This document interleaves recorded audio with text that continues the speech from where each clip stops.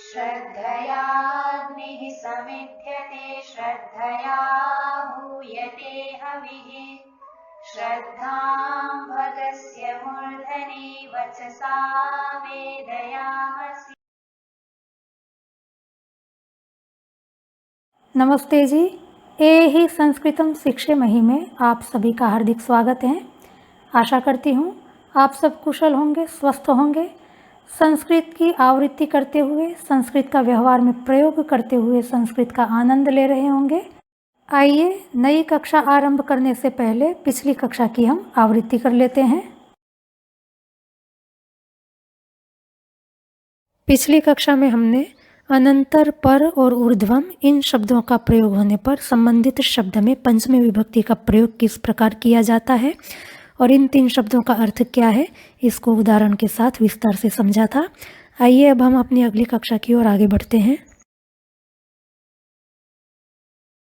आइए आज षष्ठी विभक्ति का एक नया नियम देखते हैं। 39वीं कक्षा में हमने देखा था के लिए का अनुवाद करने के लिए हम चतुर्थी विभक्ति अर्थम अव्यय और तुमुन प्रत्यांत शब्द का प्रयोग कर सकते हैं। यदि नाम शब्द के बाद के लिए आया है तो हम चतुर्थी और अर्थम का प्रयोग कर सकते हैं, और क्रिया शब्द के बाद यदि के लिए का प्रयोग हुआ है तो हम चतुर्थी अर्थम के साथ साथ तुमुन प्रत्यांत शब्द का भी प्रयोग कर सकते हैं। आज हम देखेंगे कि के लिए का अनुवाद करने के लिए हम षष्ठी विभक्ति के साथ कृत्य अव्यय का भी प्रयोग कर सकते हैं। इसके लिए नियम है, नाम व क्रिया शब्द के बाद प्रयुक्त के लिए का संस्कृत में अनुवाद करने के लिए कृत्य अव्यय का प्रयोग होता है और नाम अथवा क्रिया शब्द में हमें षष्ठी विभक्ति का प्रयोग करना होता है। जैसे हमने 39वीं कक्षा में उदाहरण देखा था, स्वास्थ्य के लिए प्रतिदिन व्यायाम करना चाहिए। अब स्वास्थ्य यहाँ पर हमारा नाम शब्द है, अतः के लिए का अनुवाद करने के लिए हम चतुर्थी और अर्थम का प्रयोग करेंगे। तो हमने 2 वाक्य देखे थे, आरोग्याय प्रतिदिनम व्यायामम कुर्यात् और आरोग्यार्थम प्रतिदिनम व्यायामम कुर्यात्। के लिए का अनुवाद करने के लिए कृत्य अव्यय का भी प्रयोग होता है, पर जब हम कृत्य अव्यय का प्रयोग करेंगे तब नाम शब्द के साथ षष्ठी विभक्ति का प्रयोग करना है। अतः यहाँ पर आरोग्य के साथ षष्ठी विभक्ति का प्रयोग करेंगे, पीछे कृत्य जोड़ देंगे तो वाक्य बनेगा आरोग्यस्य कृते प्रतिदिनम व्यायामम कुर्यात्। इस प्रकार नाम शब्द के बाद प्रयुक्त के लिए का संस्कृत में अनुवाद करने के लिए हमारे पास अब 3 विधा है। एक है हम चतुर्थी विभक्ति का प्रयोग करें, दूसरा है कि अर्थम अव्यय का प्रयोग करें, और तीसरा है कि नाम शब्द के साथ षष्ठी विभक्ति का प्रयोग करके पीछे कृत्य अव्यय का प्रयोग कर दें। तीनों में से हम किसी का भी प्रयोग कर सकते हैं। 39वीं कक्षा में हमने वाक्य देखा था, पढ़ाई के लिए मेहनत करो। अब यहाँ पर पढ़ाई जो है वो क्रियावाची शब्द है, उसके बाद के लिए का प्रयोग हुआ है। तो क्रियावाची शब्द के साथ जब के लिए का प्रयोग होता है तो चतुर्थी, अर्थम और तुमुन 3 में से हम किसी का भी प्रयोग कर सकते हैं। वाक्य आपके सामने है, पठनाय परिश्रमम कुरु, पठनार्थम परिश्रमम कुरु, पठितुम परिश्रमम कुरु। क्रिया शब्द के साथ के लिए का जब प्रयोग होता है तब क्रिया शब्द में षष्ठी विभक्ति का प्रयोग करके के लिए हम कृते इस अव्यय का भी प्रयोग करके अनुवाद कर सकते हैं। तब वाक्य बनेगा पठनस्य कृते परिश्रमम कुरु। तो क्रिया शब्द के बाद प्रयुक्त के लिए का अनुवाद करने के लिए अब हमारे पास 4 प्रकार हो गए, चतुर्थी विभक्ति, अर्थम अव्यय, तुमुन प्रत्यय और षष्ठी विभक्ति के साथ कृते अव्यय का प्रयोग। इन 4 में से हम किसी का भी प्रयोग कर सकते हैं। कृत्य इस अव्यय का प्रयोग और सरलता से समझना हो तो इस प्रकार भी समझ सकते हैं कि के लिए का अनुवाद करने के लिए जब हम चतुर्थी विभक्ति का प्रयोग करते हैं उसकी जगह पर हमें षष्ठी विभक्ति का प्रयोग करना है, और जब षष्ठी विभक्ति का प्रयोग करेंगे तो पीछे हमें कृत्य अव्यय जोड़ना है। तो जैसे पठनाय परिश्रमम कुरु, तो पठनाय के स्थान पर पठनस्य का प्रयोग करें और पीछे कृत्य जोड़ दें। इस प्रकार समझने से बड़ी सरलता से समझ में आ जाएगा। आगे एक उदाहरण और देख लेते हैं, नाश्ते के लिए आ जाओ, नाश्ता तैयार है। यह वाक्य भी हमने 39वीं कक्षा में देखा था। इस वाक्य में के लिए का प्रयोग नाम पद के साथ हुआ है, अतः अनुवाद करने के लिए चतुर्थी और अर्थम 2 में से हम किसी का भी प्रयोग कर सकते हैं। वाक्य हमारे सामने है, अल्पाहाराय आगच्छन्तु अल्पाहारः सज्जीभूतः अस्ति और अल्पाहारार्थम आगच्छन्तु अल्पाहारः सज्जीभूतः अस्ति। अब अभी हमने देखा था कि कृत्य का जब प्रयोग करना है तो हमें चतुर्थी के स्थान पे षष्ठी का प्रयोग कर देना है और उसके पीछे कृत्य लगा देना है। तो अल्पाहाराय की जगह पे हम कर देंगे अल्पाहारस्य और पीछे कृते लगा देंगे तो वाक्य बन जाएगा अल्पाहारस्य कृते आगच्छन्तु अल्पाहारः सज्जीभूतः अस्ति। अंतिम वाक्य देख लेते हैं। पानी के लिए बोरवेल बना रहा है, यह वाक्य भी हमने देखा था 39वीं कक्षा में। अब पानी क्योंकि नाम पद है तो नाम पद के साथ जब के लिए का प्रयोग होता है तो चतुर्थी और अर्थम दो में से किसी का भी प्रयोग हो सकता है। और पानी को क्योंकि वारी भी कहते हैं और जल भी कहते हैं तो वारी और जल दोनों का भी प्रयोग करके हम वाक्य बना सकते हैं। जैसे वाक्य आपके सामने है, वारी अर्थम वारिणे वा भूगर्भ कूपम निर्मापयति और जलार्थम जलाय वा भूगर्भ कूपम निर्मापयति। अब कृते का प्रयोग करने के लिए हमें चतुर्थी विभक्ति के स्थान पर षष्ठी विभक्ति का प्रयोग करना है और पीछे हमें कृते लगा देना है। तो आप देखें वारिणे, यह वारी का चतुर्थी विभक्ति एकवचन का रूप है और जलाय यह भी चतुर्थी विभक्ति एकवचन का रूप है। इन दोनों की जगह पे हम षष्ठी विभक्ति का प्रयोग कर देंगे और पीछे कृते जोड़ देंगे तो वाक्य बन जाएगा वारिणः जलस्य वा कृते भूगर्भ कूपम निर्मापयति। तो इस प्रकार के लिए का अनुवाद करने के लिए कृते अव्यय का प्रयोग करना अत्यंत सरल है। तो अब के लिए का अनुवाद करने के लिए अब हमारे पास चतुर्थी विभक्ति है, अर्थम अव्यय है, तुमुन प्रत्यय है और कृते इस अव्यय का भी प्रयोग कर सकते हैं। तो थोड़ा ध्यान देंगे, आपको अच्छी तरह से याद रह जाएगा। निर्धारण में षष्ठी अथवा सप्तमी विभक्ति का प्रयोग किस प्रकार किया जाता है, आज इसको समझने का हम प्रयास करेंगे। निर्धारण किसे कहते हैं? दो या दो से अधिक के समुदाय में से किसी एक को छांटना, छांटने का मतलब यहाँ पर है हाईलाइट करना, उसको निर्धारण करते हैं। तो जिस समुदाय में से किसी एक व्यक्ति को छांटा जाता है उस समुदाय में षष्ठी अथवा सप्तमी विभक्ति का प्रयोग किया जाता है। आइए इस नियम को उदाहरण से समझते हैं। वाक्य है राम के दो बच्चों में एक लव था और दूसरा कुश।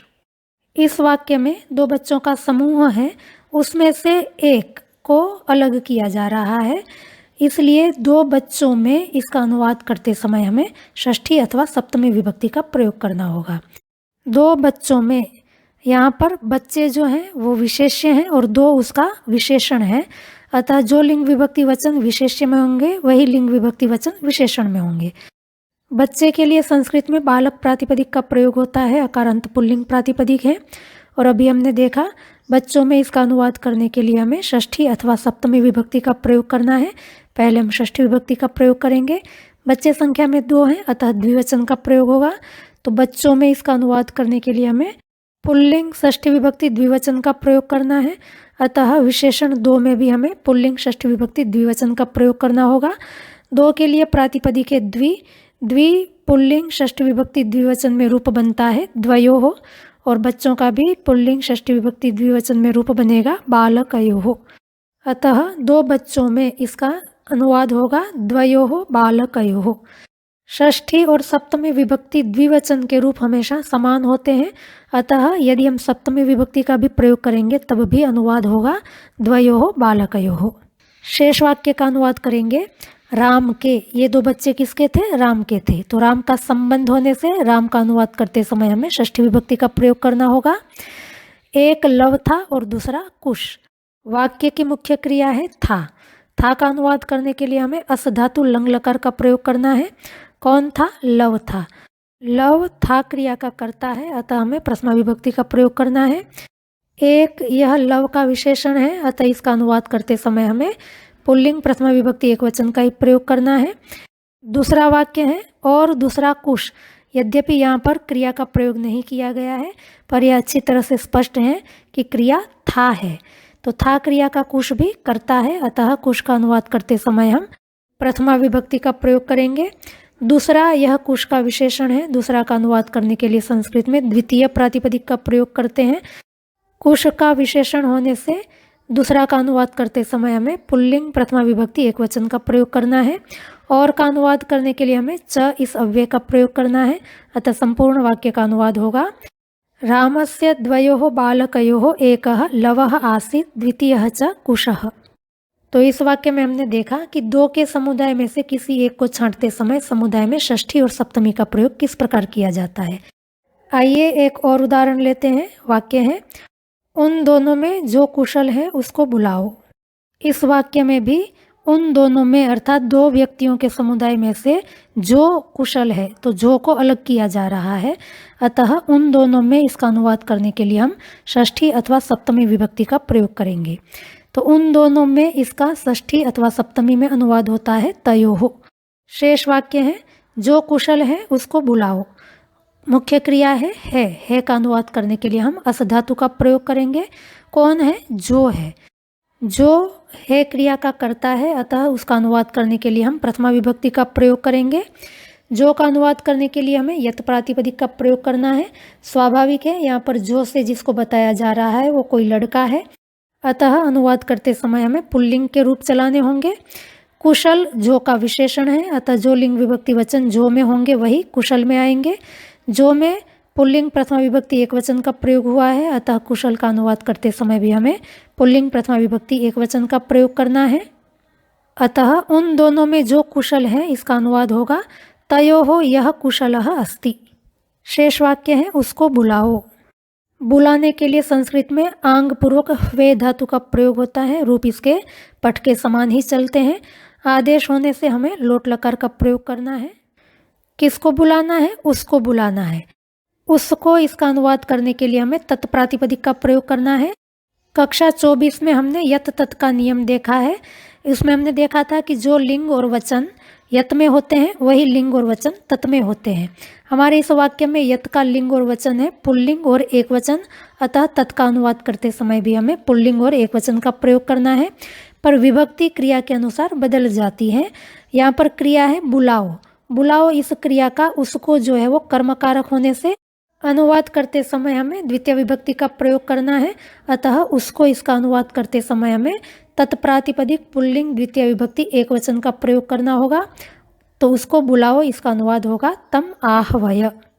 संस्कृत में दो को बताने के लिए द्विवचन का प्रयोग होता है, अतः उन दोनों में यहाँ पर दोनों का अनुवाद करने के लिए हमें अलग से द्विप्रातिपदिक का प्रयोग करने की आवश्यकता नहीं है। तयोः इतना कहने से द्वित्व का बोध हो जाता है। पर यदि दोनों इसका अनुवाद करने के लिए कोई द्विप्रातिपदिक का प्रयोग करना चाहें तो भी कर सकते हैं। तब वाक्य का अनुवाद होगा तयोः द्वयोः यः कुशलः अस्ति तम आहवय। आइए अब देखते हैं दो से अधिक के समुदाय में से किसी एक को छांटते समय षष्ठी और सप्तमी का प्रयोग किस प्रकार करना है। वाक्य है इन चारों में वेदा लंबी है। इन चारों में, तो यह चार लड़कियों का एक समूह है जिसमें से वेदा को अलग छांट करके बताया जा रहा है कि यह लंबी है। तो अब इन चारों में इसका अनुवाद करते समय हमें षष्ठी अथवा सप्तमी विभक्ति का प्रयोग करना होगा। पहले हम षष्ठी विभक्ति का प्रयोग करेंगे। यद्यपि वाक्य में इन चारों लड़कियों में तो लड़की शब्द का प्रयोग नहीं किया गया है, फिर भी स्पष्ट पता चलता है कि इन और चार ये दोनों लड़की के विशेषण हैं, अतः इन दोनों का अनुवाद करते समय हम स्त्रीलिंग का प्रयोग करेंगे। तो चार का स्त्रीलिंग में प्रातिपदिक बनता है चतस्री। चार में से वेदा को पृथक छांटा जा रहा है, अतः चार का अनुवाद करते समय हमें षष्ठी विभक्ति का प्रयोग करना है और संख्या में बहुत होने से बहुवचन का प्रयोग करेंगे। इन इसका अनुवाद करने के लिए हम एतत् अथवा इदम दो में से किसी भी प्रातिपदिक का प्रयोग कर सकते हैं और स्त्रीलिंग षष्ठी विभक्ति बहुवचन का प्रयोग करना है। अतः इन चारों में इसका अनुवाद होगा एतासाम आसाम वा चतस्रीणाम। शेष वाक्य है वेदा लंबी है। क्रिया है इसका अनुवाद करने के लिए अस धातु का प्रयोग करेंगे। कौन है? वेदा है। तो वेदा है क्रिया का कर्ता होने से हमें प्रथमा विभक्ति का प्रयोग करना है। कैसी है? लंबी है। तो लंबी यह वेदा का विशेषण है। वेदा के लिंग विभक्ति वचन है स्त्रीलिंग प्रथमा विभक्ति एक वचन, अतः लंबी इसका अनुवाद करते समय भी हमें स्त्रीलिंग प्रथमा विभक्ति एक वचन का प्रयोग करना है। लंबी को संस्कृत में दीर्घ कहते हैं। अकारांत स्त्रीलिंग प्रातिपदिक नहीं होते हैं, अतः हमें आकारांत बना करके प्रयोग करना होगा। तो प्रातिपदिक हो जाएगा दीर्घा। संपूर्ण वाक्य का अनुवाद होगा एतासाम आसाम वा चतस्रीणाम वेदा दीर्घा अस्ति। नियम के अनुसार इन चारों में इसका अनुवाद करते समय हम सप्तमी विभक्ति का भी प्रयोग कर सकते हैं। जब सप्तमी विभक्ति का प्रयोग करेंगे तब वाक्य का अनुवाद होगा एतासु आसु वा चतस्रीषु वेदा दीर्घास्ति।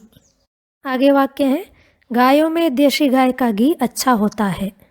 इस वाक्य में गायों के समुदाय में से देसी गाय को अलग किया जा रहा है, अतः गायों में इसका अनुवाद करते समय हम षष्ठी अथवा सप्तमी विभक्ति का प्रयोग करेंगे।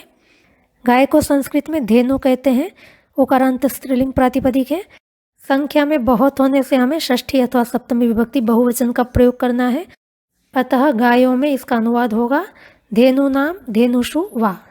शेष वाक्य है देशी गाय का घी अच्छा होता है। वाक्य में मुख्य क्रिया है होता है। होता है का अनुवाद करने के लिए हमें भू धातु का प्रयोग करना है। क्या होता है? घी होता है। तो घी होता है इस क्रिया का कर्ता कारक है। घी को संस्कृत में घृत कहते हैं, अकारांत नपुंसकलिंग प्रातिपदिक है। कैसा होता है? अच्छा होता है। तो अच्छा यह घी का विशेषण है। घी के लिए लिंग विभक्ति वचन है, नपुंसकलिंग प्रथमा विभक्ति एक वचन, अतः अच्छा का अनुवाद करते समय भी हमें नपुंसकलिंग प्रथमा विभक्ति एक वचन का प्रयोग करना है। अच्छा के लिए संस्कृत में शब्द है समीचीन, अतः नपुंसकलिंग प्रथमा विभक्ति एक वचन में रूप बनेगा समीचीनम। अब घी किसका है? गाय का। तो गाय का घी के साथ संबंध होने से हमें षष्ठी विभक्ति का प्रयोग करना होगा और गाय को धेनु कहते हैं। कैसी गाय? देशी गाय। तो देशी गाय का विशेषण है। देशी के लिए संस्कृत शब्द है देश्या। गाय विशेष्य में क्योंकि स्त्रीलिंग षष्ठी विभक्ति एक वचन का प्रयोग हुआ है, अतः देशी इस विशेषण में भी हमें स्त्रीलिंग षष्ठी विभक्ति एक वचन का प्रयोग करना है। संपूर्ण वाक्य का अनुवाद होगा धेनूनां धेनुषु वा देश्यायाः धेनोः घृतं समीचीनं भवति। अच्छा इसका अनुवाद करने के लिए हम सम्यक अव्यय का भी प्रयोग कर सकते हैं, तब वाक्य का अनुवाद होगा धेनूनां धेनुषु वा देश्यायाः धेनोः घृतं सम्यक भवति। आइए अभ्यास के लिए और वाक्य कुछ देख लेते हैं। वाक्य है सब लोगों में गांव के लोग भोले होते हैं। इस वाक्य में सब लोगों का एक समुदाय है, उस समूह में से गांव के लोगों को अलग किया जा रहा है, अतः सब लोगों में इसका अनुवाद करते समय हम षष्ठी अथवा सप्तमी विभक्ति का प्रयोग करेंगे। पहले हम षष्ठी विभक्ति का प्रयोग करेंगे। लोग को संस्कृत में जन कहते हैं, अकारांत पुल्लिंग प्रातिपदिक है। षष्ठी विभक्ति बहुवचन का प्रयोग करेंगे। सब यह लोग का विशेषण है, अतः सब का अनुवाद करते समय हम सर्व सर्वनाम का प्रयोग करेंगे। पुल्लिंग षष्ठी विभक्ति बहुवचन में रूप बनेगा सर्वेषाम, अतः सब लोगों में इसका संस्कृत में अनुवाद होगा सर्वेषाम जनानाम। शेष वाक्य है गांव के लोग भोले होते हैं। मुख्य क्रिया है होते हैं। होते हैं का अनुवाद करने के लिए हमें भू धातु का प्रयोग करना है। कौन होते हैं? लोग होते हैं। तो लोग यह होते हैं क्रिया का कर्ता कारक है। अभी हमने देखा लोग को संस्कृत में जन कहते हैं, अकारांत पुल्लिंग प्रातिपदिक है। कैसे होते हैं? भोले होते हैं। तो भोला यह लोग का विशेषण है। लोग इस विशेष्य में हमने पुल्लिंग प्रथमा विभक्ति बहुवचन का प्रयोग किया है, अतः भोले इसका अनुवाद करते समय हमें पुल्लिंग प्रथमा विभक्ति बहुवचन का प्रयोग करना है। भोले को संस्कृत में निष्कपट कहते हैं। अब लोग कौन से हैं? गांव के हैं। तो गांव के इसका लोगों के साथ संबंध होने से हम षष्ठी विभक्ति का प्रयोग करेंगे। संपूर्ण वाक्य का अनुवाद होगा सर्वेषां जनानां ग्रामस्य जनाः निष्कपटाः भवन्ति। संस्कृत में गांव के इसका अनुवाद करने के लिए ग्रामीण शब्द का भी प्रयोग होता है। लोग कौन से लोग? गांव के। तो गांव के यह लोगों की विशेषता बताने के कारण विशेषण शब्द है।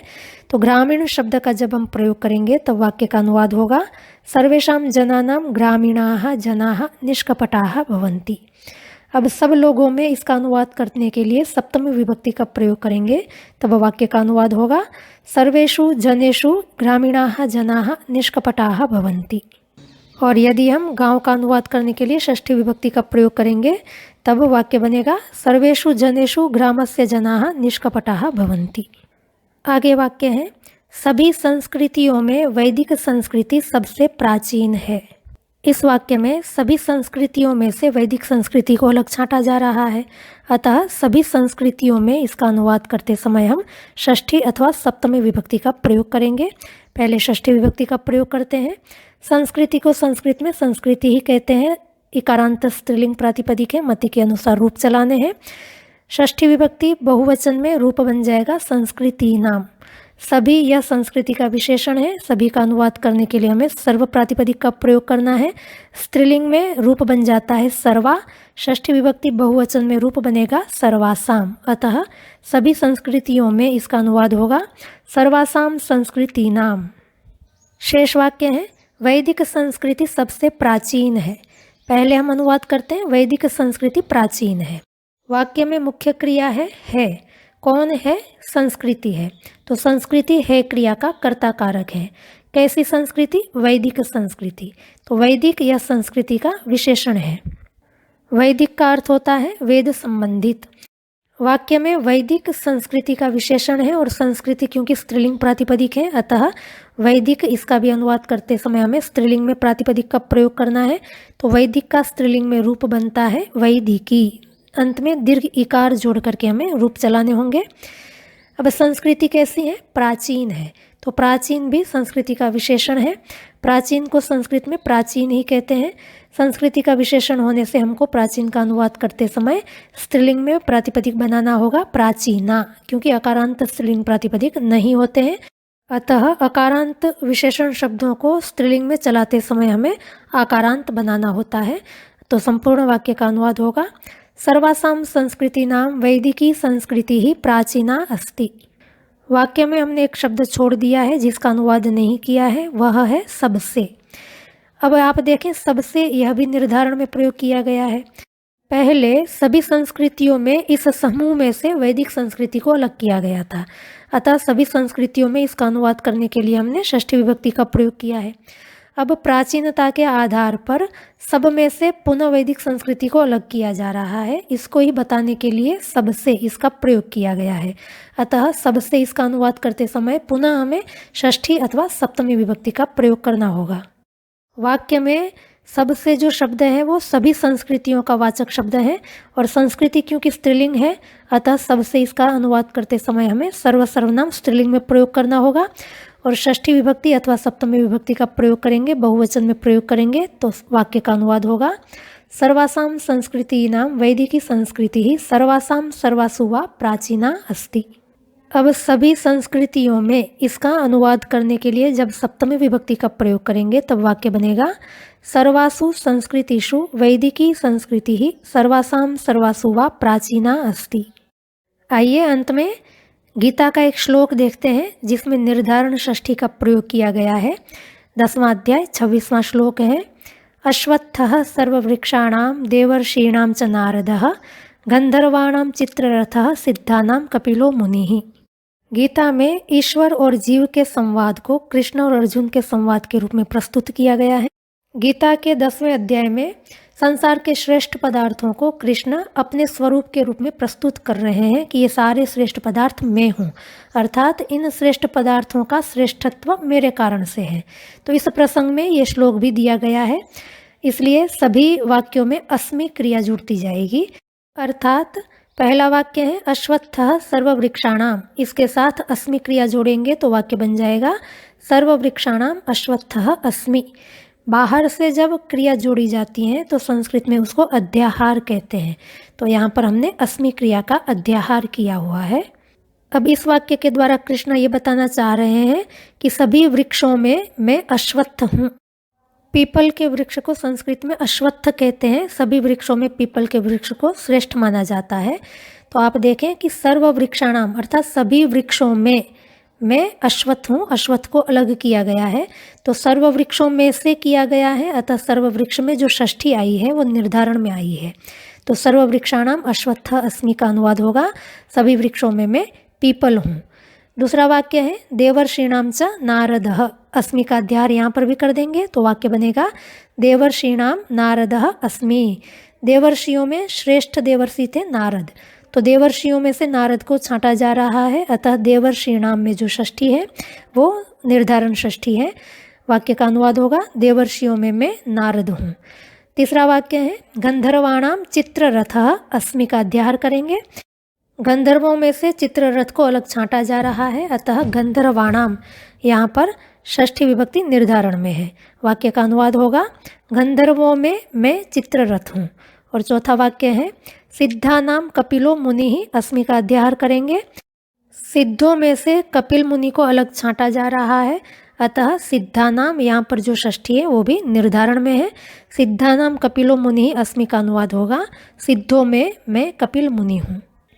इस प्रकार आपको निर्धारण षष्ठी और सप्तमी विभक्ति का प्रयोग शास्त्र में बहुत्र मिल जाएगा और आशा करती हूँ आपको अब समझ में आ गया होगा कि निर्धारण षष्ठी और सप्तमी का प्रयोग हमें कब करना है और कैसे करना है। आज का पाठ यहीं तक रखते हैं। यदि आपको समझने में कहीं कोई कठिनाई आई हो तो आप हमें अवश्य पूछें। आपकी समस्याओं का समाधान करने का हम अवश्य प्रयास करेंगे।